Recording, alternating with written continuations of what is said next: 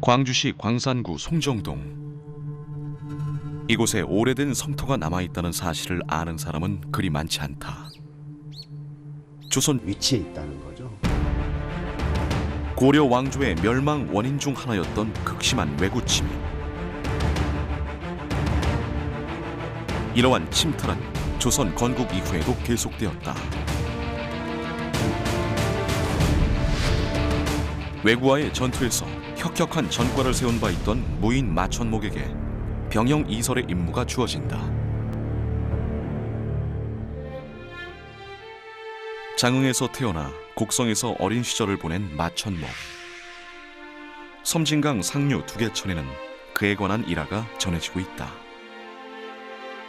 어린 시절 효심이 지극했던 마천목은 병이 든 어머니를 위해 섬진강에서 은어를 낚다가 우연히 신비한 돌 하나를 주어 집으로 돌아갔다.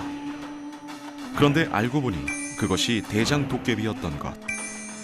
돌을 돌려주는 대신 도깨비들에게 어사를 만들게 했는데 그것이 바로 섬진강가에 지금도 유일하게 보존되고 있는 일명 도깨비살이다.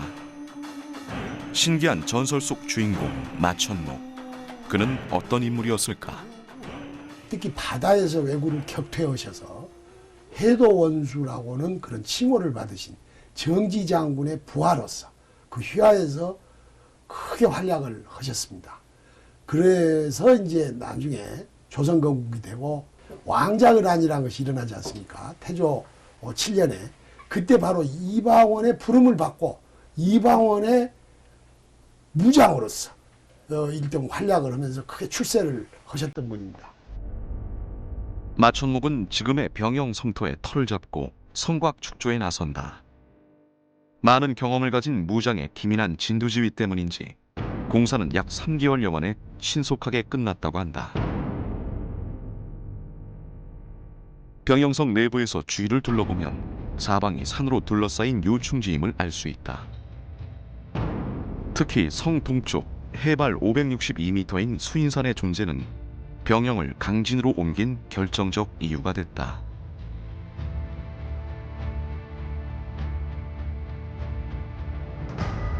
수인산 정상에 외적 방어를 목적으로 만든 수인산성.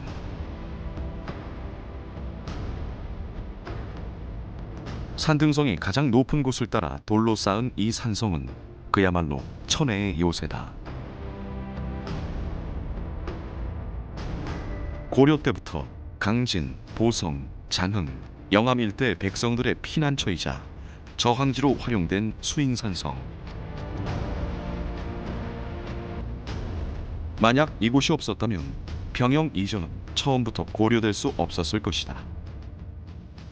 유사시에 만약 병영성이 위급할 때는 병영의 군인들이 수인산성으로 이제 옮겨서 외적을 이제 막도록 하는 것이죠. 그 수인산성의 이 관리인, 별장이라고 그러는데 그런 사람들은 다 전라 병영에서 이제 임명을 한다거나 파견을 한다거나 하죠. 그 병영성 옆에 넓은 들녘을 작천평야라고 그럽니다. 그 넓은 들녘에서 군량미 조달이 아주 손쉽겠죠. 탁 트인 평지에 네모꼴로 만들어진 전라 병영성. 조선시대 병영으로는 흔치 않은 형태다. 성곽의 윤곽이 일부나마 잘 남아있어 지난 1997년 국가사적으로 지정된 뒤 현재 복원이 진행되고 있다. 전라 병영성은 성 안팎을 모두 돌로 쌓아 견고함을 더했는데 대부분 자연석을 다듬어 사용했다. 아래쪽에는 큰 돌을 놓고 위로 올라가면서 작은 돌을 쌓았던 당시의 성곽 축조 기술을 보여주고 있다. 지난 2013년 전라 병영성의 정문인 남문이 복원됐다. 불에 타 없어진 누각과 함께 무너진 옹성도 다시 세웠는데 벽돌로 쌓은 반원 모양의 옹성은 성문을 부수고 침입하려는 적을 사방에서 에워싸고 제압할 수 있게 만들어 놓은 장치다. 성을 보호하기 위한 방어시설은 이것뿐만이 아니다. 성의 모서리 부분, 이게 장방에 있는 모서리 부분은 치성이라 해서 약간 바깥으로 돌출된 이런 치성들도 있고요. 그다음에 해자 같은 것이 발달해서 외부에서 어떤 외적이 침입했을 때 쉽게 성벽을 이렇게 넘나들지 못하게 해놓았죠. 대동지지에 따르면 전라 병영성의 둘레는 2,820척, 높이는 18척에 달한다고 기록돼 있다. 그 밖에도 세종실록 지리지나 색지 등 전라 병영성에 관한 기록이 남아있는 각종 문헌을 참고해 1999년부터 본격적인 복원 사업이 진행됐다. 발굴 조사도 수차례 이뤄졌는데 성벽의 경우 총 6번의 발굴 조사를 통해 600년 전 옛 모습을 되찾았다. 기록에 의하면 최성 부분은 4.87m 정도로 나와 있고, 그리고 최성부 상단부에 여장이 1.2m 정도 추가해서 총 전체 성곽 높이는 6m 정도가 되겠습니다. 지난 2008년 성곽의 동남측 구간에서 해자도 확인됐다. 해자는 성 밖에 도랑을 파서 적의 접근을 막는 데 사용했던 방어시설의 하나로 명종 때의 기록에 따르면 그 둘레가 780여 미터가 넘었다고 한다. 현재는 나머지 구간에 대한 시굴 조사가 진행되고 있다. 전체적으로 전라병에서는 둘러치고 있는 양상은 확인이 되고 있고요. 최성부로부터 12m 내지는 좀 짧은 구간은 7m 정도에서 확인이 되고 있으며, 해자 폭은 약 3m에서 지금 현재 제일 넓은 데는 7m 정도로 확인이 되고 있습니다. 깊이는 약 1m에서 1.5m까지 좀 일부 석축이 무너진 부분까지 감안했을 때 대부분은 한 1.5m 정도가 잔존해 있을 거로 추정을 하고 있습니다. 광주에서 강진으로 병영을 옮기고 나서 처음 100년 동안은 평화로운 세월이 이어졌다. 하지만 그것도 그리 오래가지 못했다. 1555년 5월 을묘외변이 일어난 것이다. 당시 왜구들은 전라도 서남해안 일대를 집중 공격했는데 이 과정에서 수인산성이 무너지고 호남 내륙지방 최후의 보루인 병영성도 불에 타 폐허가 되고 말았다. 이 왜구들이 단량진, 현재 해남 남창 요리 이제 침략에 오죠. 강진, 장흥, 그 다음에 해남, 또 영암, 진도를 완전히 짓밟아 버리죠. 이때 왜구들의 한 부대가 병영성을 공격을 해서 무너뜨립니다. 그 을묘해변이 끝나고 이제 그 보수공사, 복원공사를 하죠. 근데 그것도 임진왜란 때 또 피해를 입죠. 임진왜란 직후 장흥 읍성으로 옮겨간 전라 병영은 폐허가 된 성을 보수한 1604년에야 다시 강진으로 돌아올 수 있었다. 그래서인지 현재까지 남아있는 성곽과 유적은 대부분 조선 후기의 모습을 보이고 있다고 한다. 2011년부터는 성 내부에 대한 시굴 조사가 진행됐다.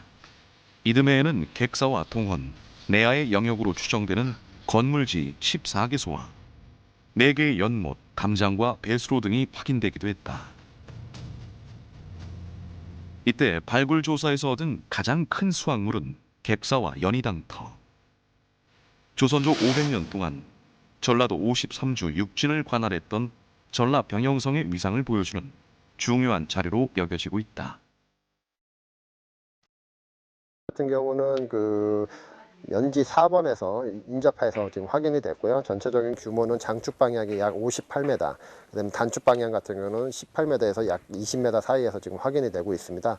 그래서 전반적인 크기는 지금 여수 진남관 사이즈하고 거의 비슷하다고 보시면 될 것 같습니다. 연희당 같은 경우는 담장이라든가 연지라든가 이런 부분에 의해서 약간 폐쇄적으로 확인이 되고 있어서 그 연희를 즐겼던 공간이 내부로 이렇게 노출되지 않도록 그렇게 조성됐던 걸로 추정하고 있습니다. 성 안에서 주민들이 함께 생활하는 도성, 읍성과 달리 군사시설만 있었던 전라 병영성. 전라도와 제주까지 관할했던 육군 제2본부의 휘하 병력은 어느 정도였을까? 평시편제는 10,000명입니다. 10,000명. 10,000명이고 상주군은 한 500-600명 정도 됩니다. 그러면 그 500-600명의 군인들이 어디서 살았느냐? 현재 병영의 남쪽, 동쪽에 있는 4개 마을에서 살았죠. 몹시 가난했던 대부분의 군영들과 달리 전라병영은 풍족했다는 기록이 있다. 당시의 행정구역상 인근 4개면 57개 마을의 행정까지 직접 관할하기도 했는데 전남 일대에서는 광주, 나주와 더불어 매우 큰 중심지 역할을 했다고 한다. 전라 병사에게는 그 직할 지역이 있습니다. 지금의 병영면, 작천면, 옴천면, 병영에 이제 세금을 내고 또 병영의 그 울력에 동원되어야 하고 그랬죠.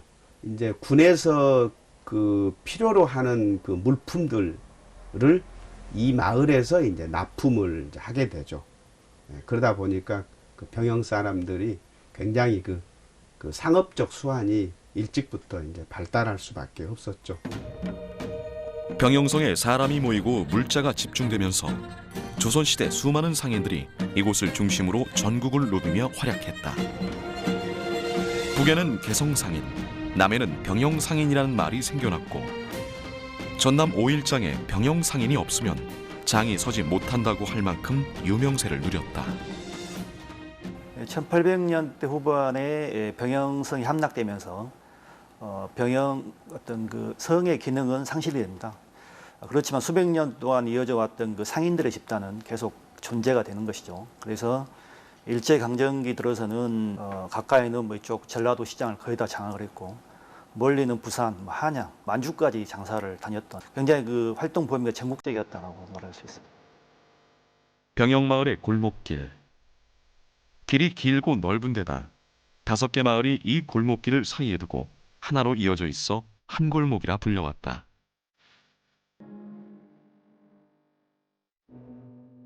한때 군인과 상인들로 북적였을 이 골목길의 담장은 무척이나 키가 높은데 병마절도사나 군관들이 말을 타고 이곳을 지나갈 때 집안이 훤히 들여다 보이는 것을 막기 위해 이렇게 담장을 높이 쌓았다고 전해지고 있다. 그런데 이곳엔 다른 지역에서 찾기 힘든 독특한 모습의 담장이 눈길을 끈다. 얇은 돌을 살짝 기울여 빗살무늬처럼 쌓아 올린 돌담. 이 같은 담장 축조 방식이 네덜란드에서 온 이방인 하멜의 영향이라는 이야기도 전해진다. 네덜란드 동인도 회사 석이었던 핸드릭 하멜. 그가 탄 무역선 스페르베르호는 일본으로 향하고 있었다. 그런데 제주 근해에서 거센 풍랑을 만나 배가 좌초되고 말았다. 표류 끝에 제주도에 닿은 하멜 일행은 결국 서울로 이송됐는데 낯선 땅에서의 고된 생활을 견디지 못하고 탈출 수동을 벌이다 붙잡히고 만다.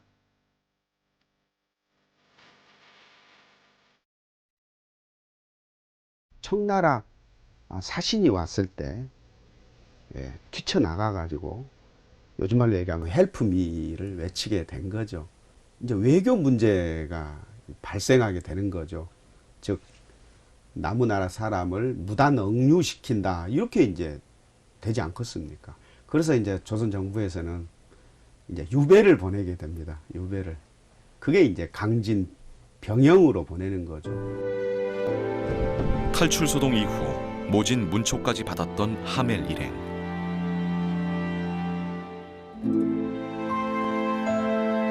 강진으로 유배된 이후에도 이들의 고행은 계속된다. 7년간 풀 뽑기 등의 막리를 하며 지냈는데 1660년부터 3년 동안은 큰 흉년이 들어 삶을 겨우 연명했다고 한다. 굉장히 감시가 철저한 가운데 스스로 그 안에서 또 의식주를 해결해야 되는 그런 아주 빈곤한 상태의 생활을 했다고 할 수 있겠죠. 천연기념물 성동리 은행나무. 하멜 표류기에 등장하는 크고 오래된 은행나무가 바로 이 나무일 것으로 추정되고 있다. 하멜이 고향을 그리워하며 기댔던 은행나무도, 그들이 전수했을지도 모르는 돌담도 세월을 비켜간 듯 그대로다.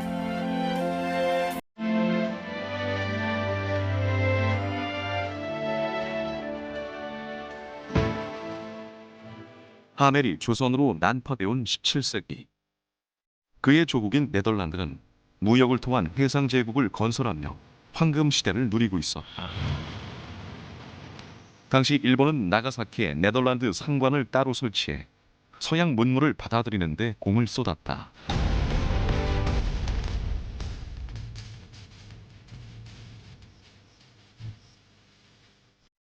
만약 조선이 우연히 이 땅에 발을 디딘 이방인들을 통해 그들의 신기술과 문화를 적극 수용했다면 우리의 역사는 어떻게 달라졌을까? 그 사람이 어떤 가지고 있는 새로운 정보, 기술 이런 걸 잘 활용해서 이용우생을 했으면 좋겠으나 나라가 그렇지 못하고 그분을 여기서 노예처럼 부렸단 말이죠. 좌수형으로 갔다가 거기서 이제 고국으로 돌아간 것으로 돼 있습니다. 이런 것을 우리가 되새김하는 그런 공간으로서 적극적으로 그것을 그 공간을 구성을 해야 된다고 생각합니다. 1894년 봄, 전라도를 중심으로 동학 농민 운동이 일어났다. 장흥성에 이어 병영성을 함락시킨 농민군에 의해 성은 폐허가 됐고 이듬해 갑오개혁을 거치며 결국 폐영됐다. 500년간 호남을 수호했던 성의 역사는 그렇게 막을 내렸다. 그 뒤로 일제강점기 때 평영초등학교가 생기고 주변에 이제 마을이 조성되고 농토가 조성되면서 이제 성은 거의 형체를 알아볼 수 없었는데 일부에는 한 1.5m 정도 성벽이 남아 있었습니다. 현재 진행 중인 발굴과 복원 작업은 2020년에 모두 마무리될 예정이다. 조선시대 건축 기술을 보여주는 중요한 자료이자 정치, 군사, 경제, 문화적으로 의미 있는 소중한 유산인 전라 병영성. 이제 곧 완전한 옛 모습을 되찾아 역사 교육의 장으로 활용될 그날을 손꼽아 기다리고 있다. 나라가 서는데 가장 기본이 성이 되는 것이죠. 그 지역에 사는 모든 사람들의 어떤 권위나 어떤 치세의 어떤 상징성을 갖고 있는 건조물인 것이죠. 조선이란 나라를 서양에 처음으로 알린 하멜 표류기의 무대이자 전국 5일장을 주름잡았던 병영 상인의 모태인 전라 병영성. 우리 역사의 수많은 사건 속에서 민족 저항 정신의 산 증거로 존재했던 전라 병영성은 우리가 잊지 말아야 할 남도의 보물이다.